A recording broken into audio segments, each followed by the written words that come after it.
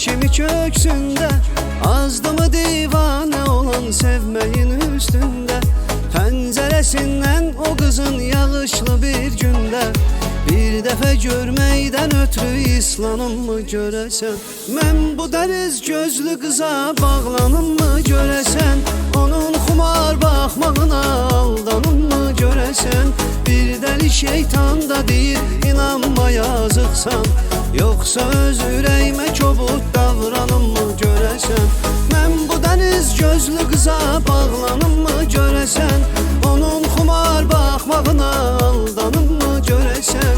Bir dəli şeytan da deyir inanma yazıqsan, yoxsa öz ürəyimə kobud davranım mı görəsən?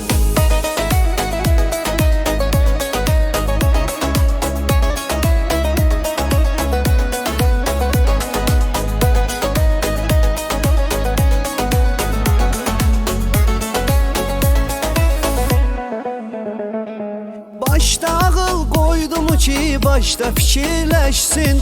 Məndə ürək yoxdur bunun nazına öyrəşsin. Çaşıb qalmışam nə edim, bəxtimə daş düşsün.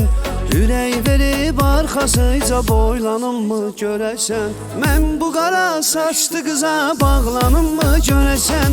Onun xumar baxmağına aldanım mı görəsən?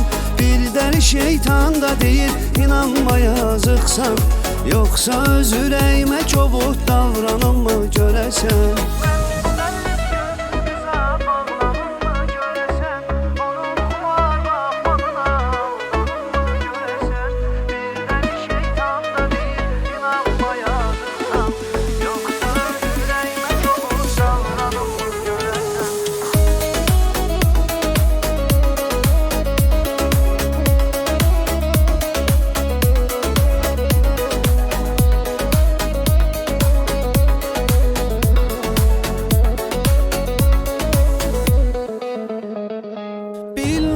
Bu nağıldır ya mələk ya əfsanə, saçlarını salıb gözünün üstə şanə-şanə.